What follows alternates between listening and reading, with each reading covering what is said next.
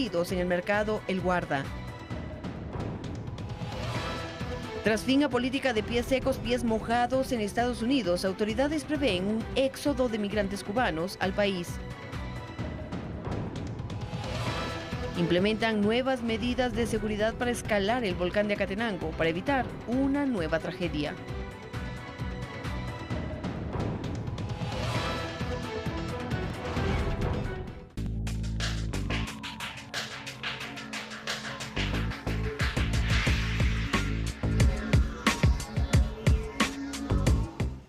¿Qué tal? Les saluda Corina Ardón. Iniciamos con el detalle de las noticias. Inservible. Así quedó una pasarela ubicada en el kilómetro 34 de la ruta al Pacífico, luego que un tráiler impactara sobre sus bases.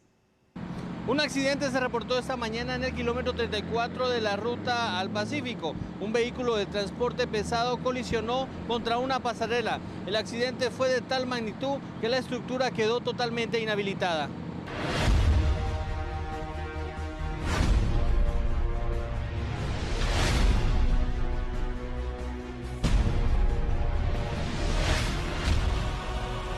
La hipótesis que se maneja indica que el piloto del tráiler se conducía a exceso de velocidad y perdió el control del vehículo. Luego del impacto, la estructura metálica prácticamente quedó en el aire y fue necesario el uso de una grúa para retirarla. El vehículo tipo tráiler que ven ahí viene cargado de material selecto. Vino y se impactó en las bases de la pasarela, lo cual causó la ruptura de la estructura metálica. Por el momento se mantiene un carril reversible que va del kilómetro 34 al kilómetro 37. Estamos ubicados en el kilómetro 34 de la ruta CA9 Sur. Se mantiene regulación y ordenamiento vial. Los más afectados podrían ser las personas que viven en ese sector, conocido como Comunidad El Sauce, y personas que trabajan en lugares aledaños. Va a afectar mucho, porque muchas personas pasan a sus trabajos y eso afecta a toda la comunidad, ¿no? Sí, pues, y sobre todo porque acá en este lugar los carros en ocasiones pasan a excesiva velocidad. Ah, sí, como no hay semáforo, por eso pasan rápido, ¿no? Y muchos accidentes han habido ahí en ese cruce, ¿no? El vehículo que ocasionó este accidente contaba con un seguro. Según el juez de asuntos municipales de Palín, Escuintla, los ajustadores se comprometieron a reparar esta estructura a brevedad posible.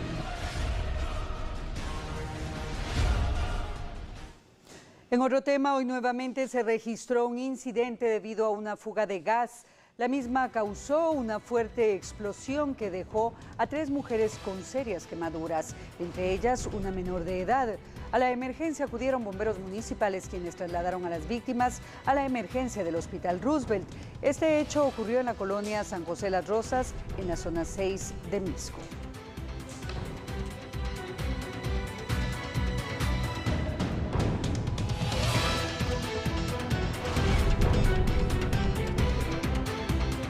Y tras las explosiones de gas propano registradas en los últimos días, autoridades del Ministerio de Energía y Minas indicaron que es responsabilidad de los distribuidores del producto verificar que los cilindros estén en buen estado.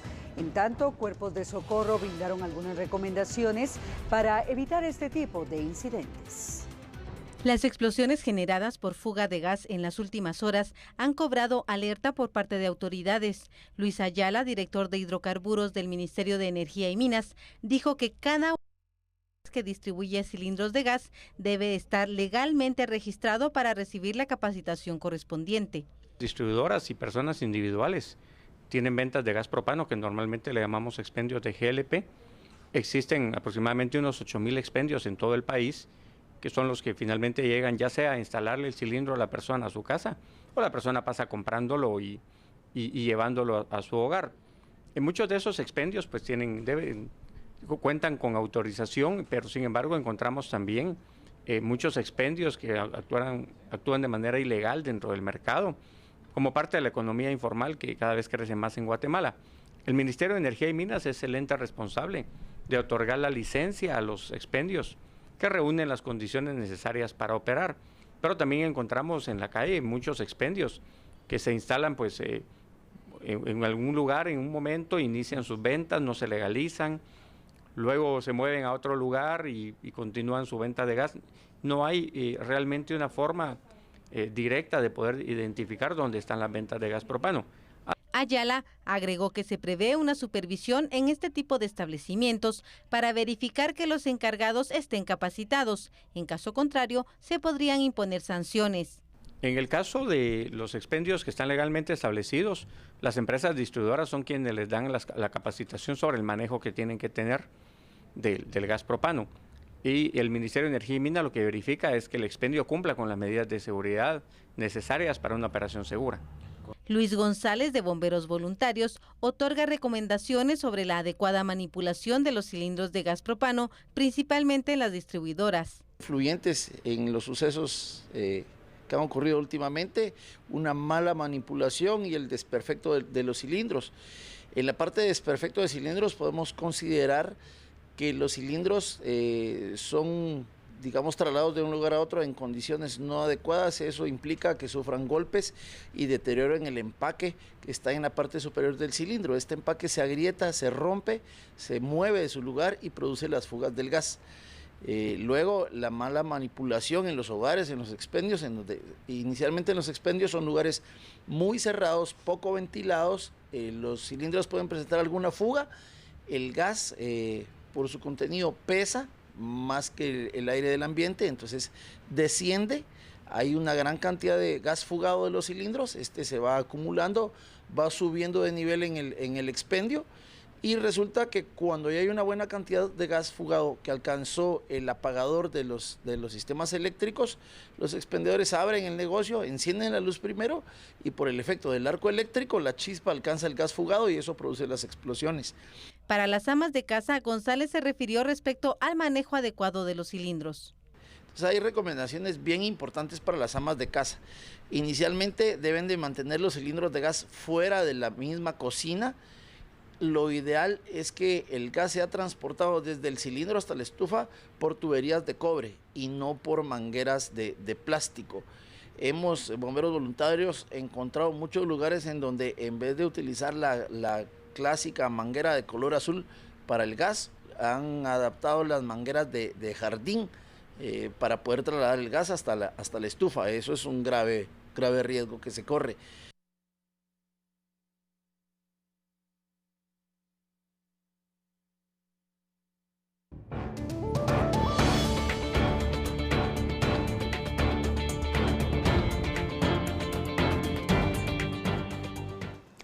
Y tras la muerte de 6 personas el pasado fin de semana en el volcán Acatenango, autoridades buscan implementar medidas de seguridad para evitar más tragedias.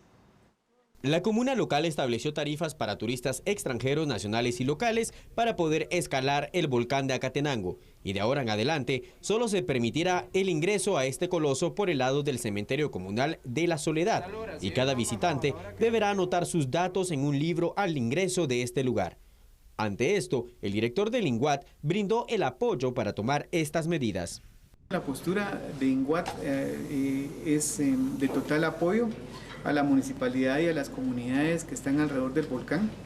Creemos nosotros que si estas medidas se hubiesen tomado antes, hubiéramos evitado la tragedia que se dio el fin de semana anterior, que fue derivado de pocos controles, de poca normativa o cero normativa. Y ahora pues esperamos que se establezcan controles y vamos a establecer también una normativa pronto. Lo importante también de esto es que se está estableciendo una sola vereda para poder escalar y esta vereda es por el pueblo de Dolores. Y entonces ahí sí vamos a poder establecer el control de los que van a escalar y poder también resguardarlos en todo sentido. Así que preste mucha atención si en sus planes está subir el volcán Acatenango. A raíz de la tragedia, a partir de hoy las autoridades han dispuesto e implementado medidas de seguridad a las que hace referencia la nota anterior, pero que retomamos a continuación para que usted esté prevenido y también tome nota. El único ingreso estará en el sendero a un costado del cementerio comunal de la aldea La Soledad, Acatenango, en Chimaltenango. Todas las personas que deseen subir deberán anotar sus datos en el libro de visitantes ubicado en este lugar. También es obligatorio que todas las personas que ingresen al Parque Nacional Municipal del Volcán Acatenango realicen su pago de acuerdo a la siguiente tabla. Turistas extranjeros, 50 quetzales. Turistas nacionales, 25 quetzales. Estudiantes, 10 quetzales. Turista local acateco, exonerado. Y por último, el INGUAT recomienda contratar a guías comunitarios autorizados y debidamente certificados.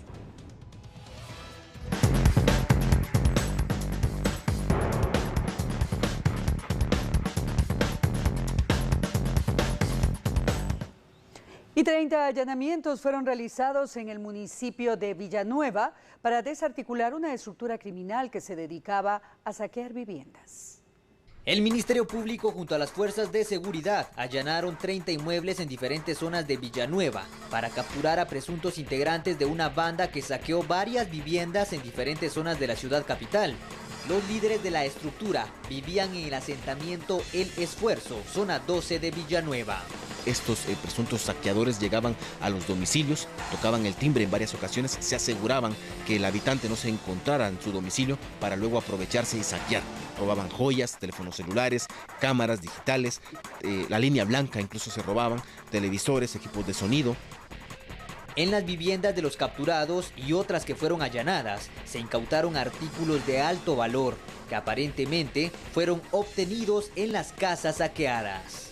Pero se logró observar varios artículos. Es importante resaltar en este caso que son algo que pues llama la atención al observar casas humildes de lámina, pero que en sus paredes cuelgan cuadros valorados en más de 5,000 quetzales, donde los niños juegan con juguetes valorados en más de 6,000 quetzales, donde se encontraron lotes de joyas valorados en más de 25,000 quetzales. Todo esto que tiene reporte de robo y que fue muy importante para la Policía Nacional Civil, la denuncia. 2 vehículos fueron incautados, los cuales, según los fiscales del Ministerio Público, fueron captados por cámaras de videovigilancia cuando se realizaron los saqueos.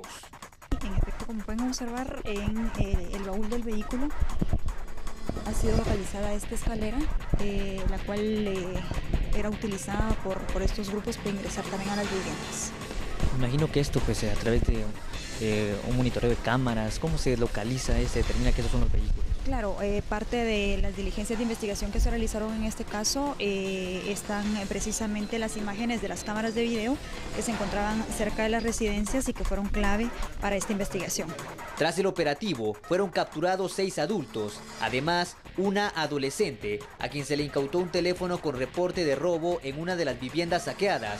Fue conducida al juzgado de menores en conflicto con la ley penal. En tanto, autoridades del Ministerio Público detallaron la investigación en contra de la banda de supuestos saqueadores desarticulada tras el operativo realizado por las fuerzas de seguridad en Villanueva.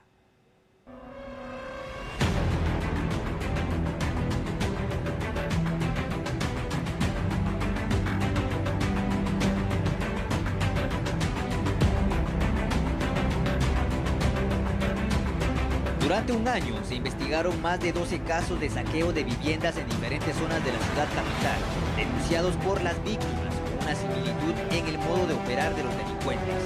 Este viernes se capturaron a 6 presuntos integrantes de la banda y un adolescente supuesto cómplice, quienes son sindicados de estos saqueos. Mayra Vélez, secretaria general del Ministerio Público, indicó que esta banda esperaba a que las casas estuvieran solas para ingresar a robar artículos de valor.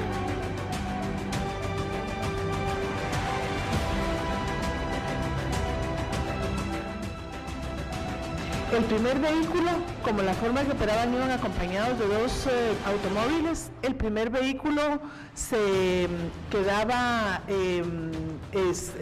dando el seguimiento si no habían personas, dando el seguimiento perimetral para que no hubiesen personas que se acercaran o integrantes de la casa.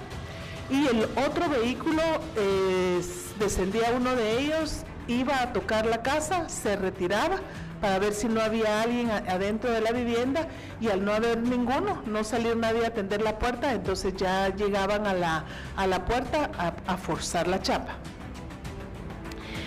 En las residencias en donde había parqueo, ingresaban el vehículo.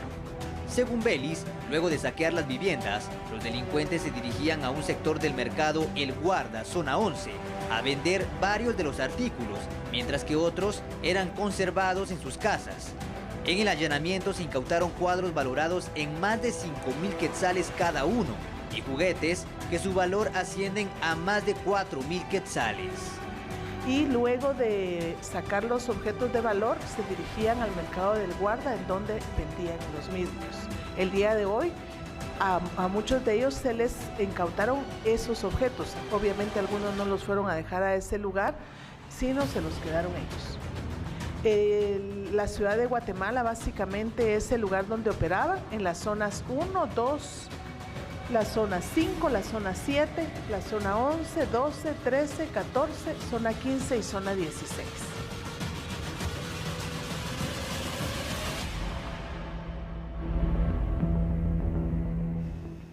Y definitivamente hay mucho que apuntar acerca de esta estructura que fue desarticulado hoy. Empecemos retomando estos datos. Se realizaron 30 allanamientos en distintos puntos de la ciudad y Villanueva, logrando así la captura de 6 hombres: Marco Aurelio Franco Bol, Abigail Eliazar Aguilar Rodríguez, Oscar Arnulfo López Chután, Brandon Alexander Pérez Mexicanos, Joaquín Salomón Rodríguez y Eberto Noé Delgado Sáenz. Además, un menor fue remitido y 4 reos fueron notificados, también vinculados a esta estructura: Carlos Rubén Olivares Vargas, Gregorio García López, Gilmar Alexander Arriaga Cárdenas y Wilfer Alexander Franco Brol.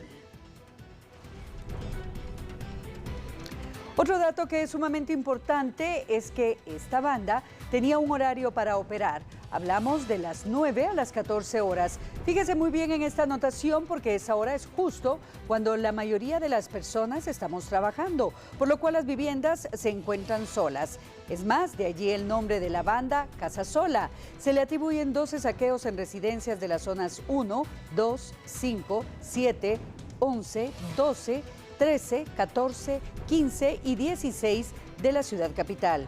Posteriormente, algunos de los artículos robados eran vendidos en el mercado El Guarda, tal como se indicó en la conferencia de prensa, y otros se los quedaban los delincuentes para uso personal.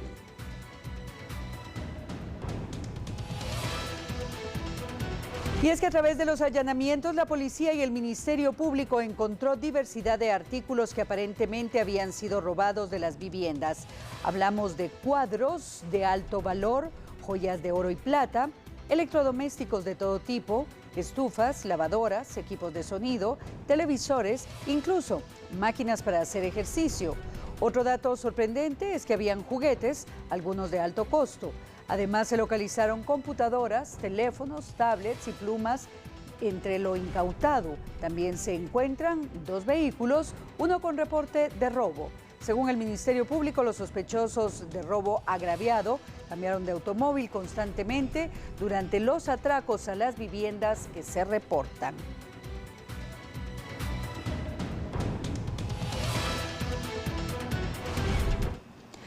Y se reporta una crisis total en las cárceles del país. Este problema se ha visto desde hace varios años, pero nadie ha tomado cartas en el asunto para implementar mejoras en el sistema de los privados de libertad. El problema de las cárceles es algo de lo que se ha hablado desde hace varios años. Sin embargo, esto continúa igual. Por la gran cantidad de personas que viven en estos lugares, la mortalidad es más alta, ya que entre pandillas atentan contra la vida. Más de 21.000 privados de libertad guardan prisión. De estos, un 30% guarda prisión por delitos menores. Sin embargo, están en carceletas con sicarios de profesión, extorsionistas y líderes de pandillas. Según los datos del sistema penitenciario, los agentes no logran ni cubrir la 1/4 parte de los privados en cuestión de custodia. Debido a ello, muchos han perdido la vida en riñas y otra mínima parte ha tenido la facilidad de fugarse de las cárceles, esto por la falta de seguridad. Y el Ministerio de Gobernación no solo debe preocuparse de la desarticulación de estructuras criminales, sino también en la ubicación de los procesados.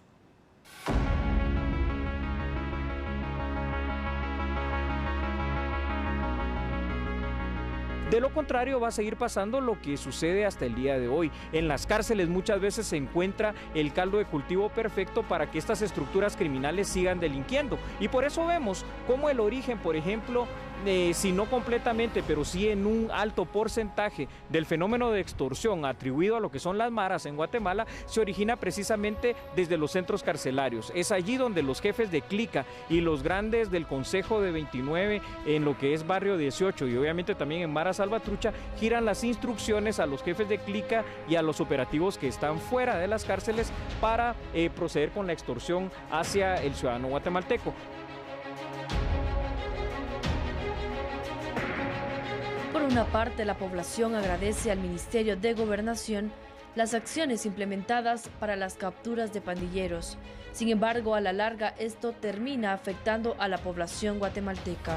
Lo mismo pasa con las bandas, a veces de secuestradores, las bandas de narcotraficantes, que por el excesivo hacinamiento que hay en las cárceles guatemaltecas, muchas veces resulta que están todos privados de libertad juntos, y eso facilita la forma en que ellos puedan reorganizarse, reagruparse y operar planificando desde dentro de la cárcel y operando en lo táctico operativo afuera con otros secuaces que ellos tienen. Eso hace que para complementar las acciones de prevención y las acciones también de enfrentamiento e investigación directa que está teniendo el Ministerio de Gobernación con la delincuencia organizada, hace que se complemente con una reforma penitenciaria en donde la gente sí pueda estar bien custodiada, pero también bien ocupada y bien controlada por parte del Estado en nuestras cárceles guatemaltecas para que desde ahí no sigan delinquiendo.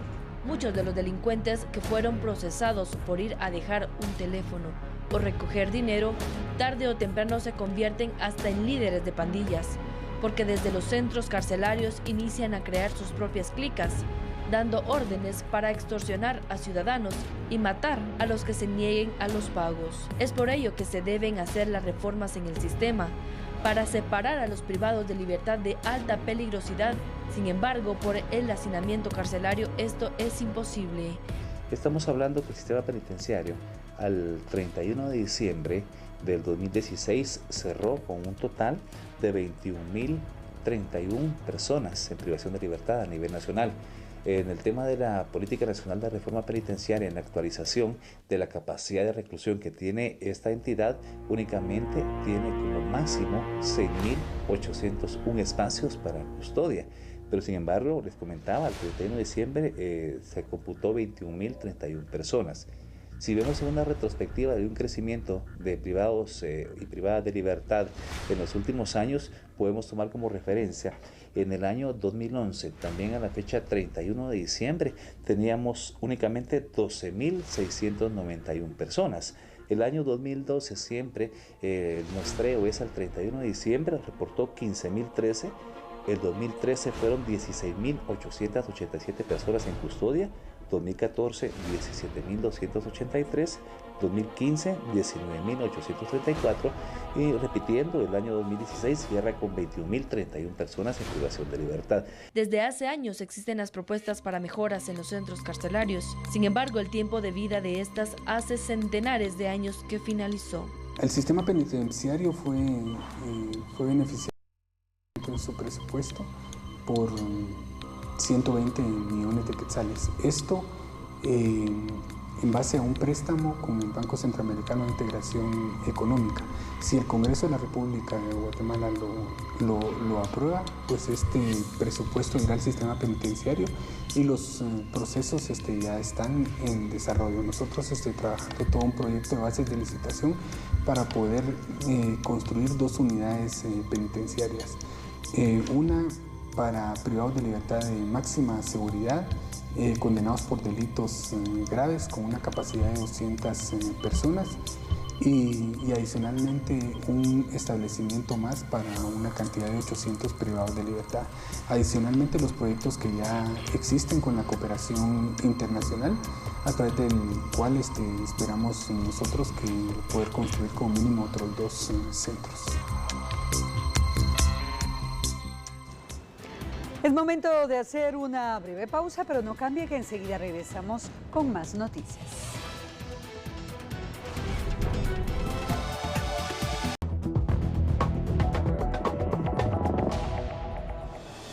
Estamos de regreso y continuamos con la información.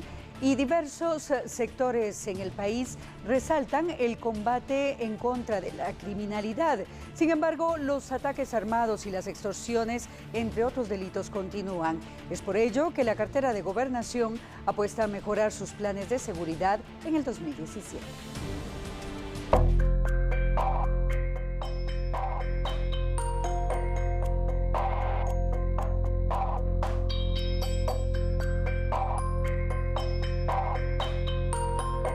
Según el Instituto Nacional de Ciencias Forenses, durante 2016 se registraron 5.459 muertes asociadas a hechos criminales, 259 menos en comparación al 2015. Las fuerzas de seguridad establecen que este logro se debe al combate de las redes delincuenciales. Sin embargo, la población no tiene la misma percepción. Ante ello, analistas consideran que es importante atacar a las escuelas del crimen que se encuentran en las cárceles. Se ha repetido hasta la saciedad, digamos, que las cárceles son territorios del crimen organizado. La cárcel debe ser recuperada por el Estado guatemalteco, debe ser recuperada por las autoridades. Y evidentemente deben de crearse cárceles con todos los protocolos de la máxima seguridad que es necesario para el país. ¿Pero qué dicen las autoridades de gobernación al respecto? No vamos a heredar el mismo sistema penitenciario que recibimos. Para este año tenemos proyectos importantes, la construcción de unidades penitenciarias y la implementación de este sistema penitenciario que va enfocado hacia la readaptación y rehabilitación del delincuente. Otro de los retos es recobrar la confianza en los agentes de la Policía Nacional Civil. En primer lugar, creo que un gran reto es repensar, replantear nuevamente la Escuela Nacional de la Policía. Yo creo que los nuevos agentes que se formen deben de tener una formación más integral, debe haber un mayor tiempo en cuanto a su formación.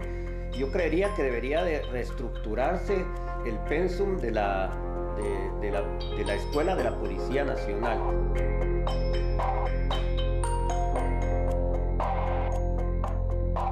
Tenemos previsto poder dejar a una Policía Nacional Civil con 45.000 agentes de la policía, destinados en diferentes unidades, en diferentes direcciones, proyectando una especialización, una capacitación de la Policía Nacional Civil en temas de prevención, en temas de inteligencia criminal, en temas de información policial.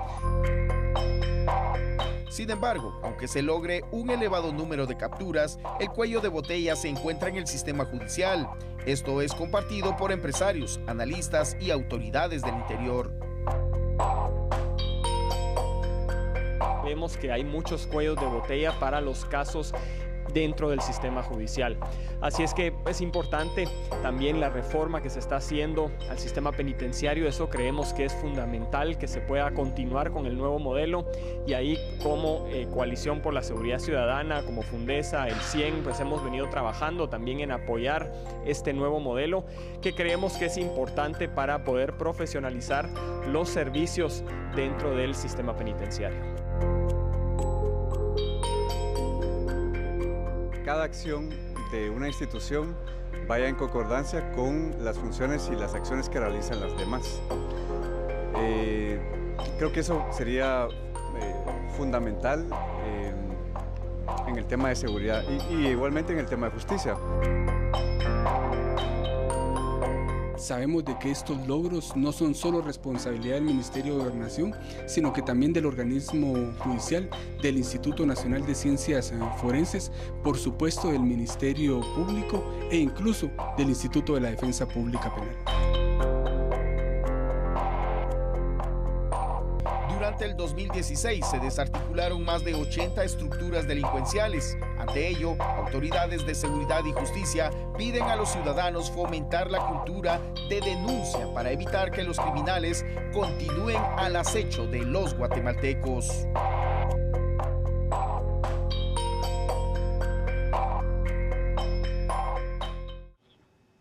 Y en otro orden de noticias, según el calendario tributario, este viernes a las 11 de la noche concluye el periodo de recepción de la planilla del IVA por vía electrónica. Autoridades de la SAT estiman una recepción de 55.000 a 66.000 planillas.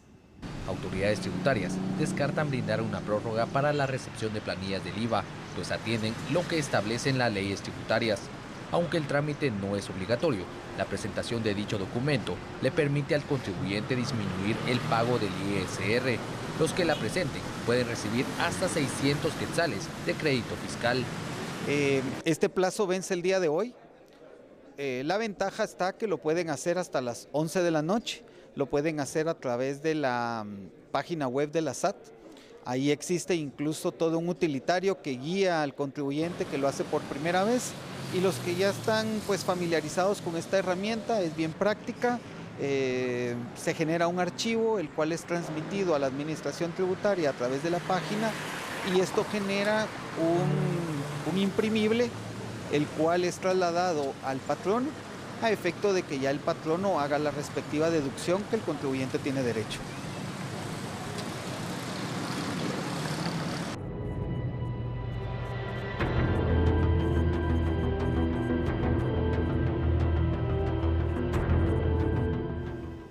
Vamos ahora a otra de nuestras noticias que conforman nuestros titulares, y es que salubristas bloquearon la calle de salida del Hospital Roosevelt frente al Ministerio de Salud Pública para presionar a las autoridades de esta cartera con el propósito de contratar a más de 100 ex trabajadores del Hospital General San Juan de Dios. Esto afectó seriamente la movilidad de ambulancias en este centro asistencial. Los manifestantes se concentraron frente a las instalaciones del Ministerio de Salud Pública, bloqueando la calle donde salen las ambulancias y vehículos del Hospital Roosevelt. Lo que solicitan es la recontratación de 106 ex trabajadores del Hospital General San Juan de Dios, a quienes el contrato venció el pasado 31 de diciembre del 2016. Esta medida provocó caos vehicular por varias horas en el ingreso al centro asistencial. Ambulancias que trasladaban pacientes se vieron afectadas, así como el personal del hospital y familiares visitantes. Los inconformes anunciaron que de no ser escuchados por las autoridades, realizarán medidas más serias, como el bloquear el área del Trébol.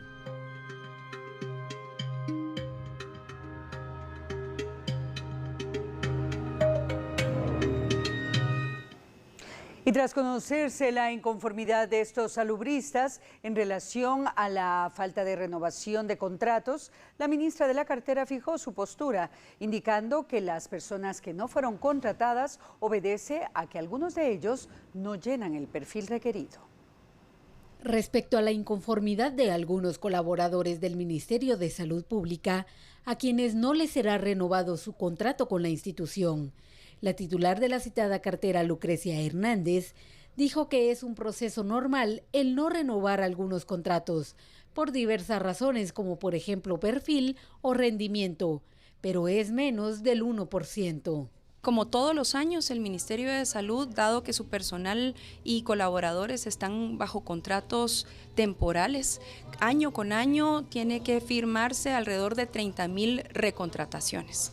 Entonces estamos en ese proceso regular que lamentablemente genera inquietudes en los trabajadores porque están siempre a la espera de ver su contrato firmado y por supuesto como parte de una dinámica administrativa sana, hay en algún momento algunos que no son recontratados, sea por perfil o por desempeño laboral.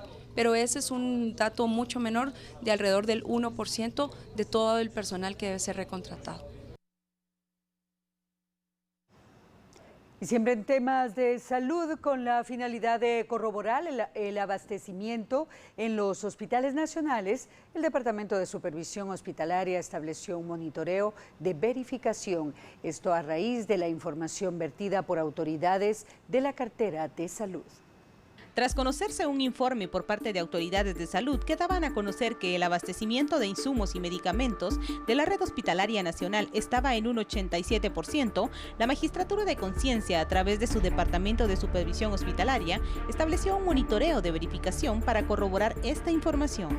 Estamos prácticamente a un año que la Corte de Constitucionalidad nos otorgara un amparo, dentro del cual se incluye el tema del abastecimiento, el tema presupuestario, equipo e infraestructura. Durante toda esta semana hemos realizado monitoreos de hospitales nacionales, dentro de ellos los hospitales del interior del país, para verificar esta situación. En total estaremos visitando alrededor de 12 hospitales como una muestra, tomando en cuenta los hallazgos que encontramos en el año anterior. Calderón ha dado a conocer que la evidencia que han arrojado las supervisiones llevadas a cabo hasta el momento indican que únicamente el Hospital Roosevelt cuenta con un 90% de abastecimiento y que el resto dista mucho de alcanzar un 87%, ya que pacientes han tenido que comprar sus medicamentos y hasta sus propios insumos para intervenciones quirúrgicas. ¿Cuentan con los insumos necesarios? Sí, a pesar de que nos ha sido difícil realizar nuestro trabajo porque hemos contado con poca colaboración del Ministerio de Salud, en el sentido de que se nos custodia prácticamente durante nuestras supervisiones y monitoreos, hemos logrado evidenciar que ninguno de los hospitales visitados, a excepción del Hospital Roosevelt, cuenta con un nivel de abastecimiento de arriba del 80%, ¿verdad? Uno de los hallazgos más importantes que hemos encontrado en este momento es que también el personal que se encuentra laborando por contrato todavía se encuentra estas programaciones en revisión, lo que pone en riesgo que no reciban salario durante los meses de enero y probablemente el mes de febrero. La supervisora de la red hospitalaria de la PDH indica que continuarán por unos días más con los monitoreos correspondientes y posteriormente estarán haciendo entrega de un informe a instancias legales.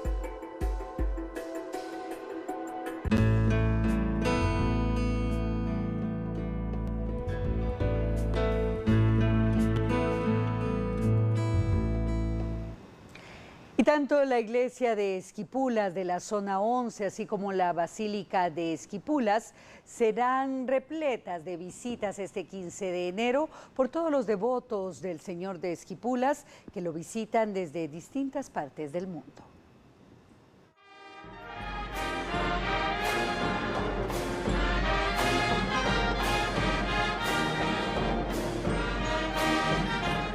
Nos encontramos en la iglesia Esquipulitas, conocida así por cientos de guatemaltecos. Pues acá se encuentra a mi lado doña Estela de Pérez, que nos va a argumentar un poquito con respecto a las actividades que se tienen programadas para este 15 de enero. Tenemos programadas varias actividades para recibir a todos los peregrinos que vienen. Y precisamente el día de ayer, en la Eucaristía de las 7 de la noche, le podemos decir, fue la misa de envío para todos nosotros. Es la misa de agradecimiento para el Señor de Esquipulas, que, como sabemos, tanto guatemalteco tiene veneración por este Cristo.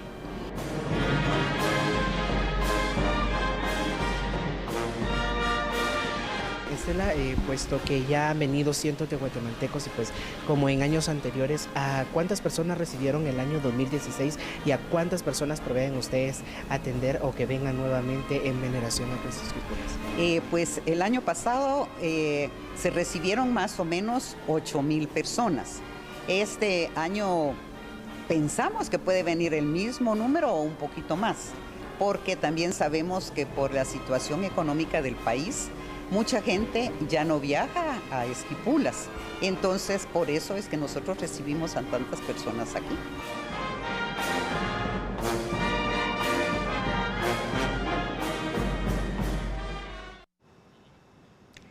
Y con las imágenes del venerado Cristo de Esquipulas, el Cristo Negro como se le conoce, yo despido a esta emisión agradeciendo como siempre el favor de su atención y deseándole desde ya un excelente fin de semana. Les dejo en compañía de mi compañera Sandy Monroy, quien tiene a continuación las noticias internacionales desde otro punto de nuestro set de noticias. Que descanse. Muy buenas noches.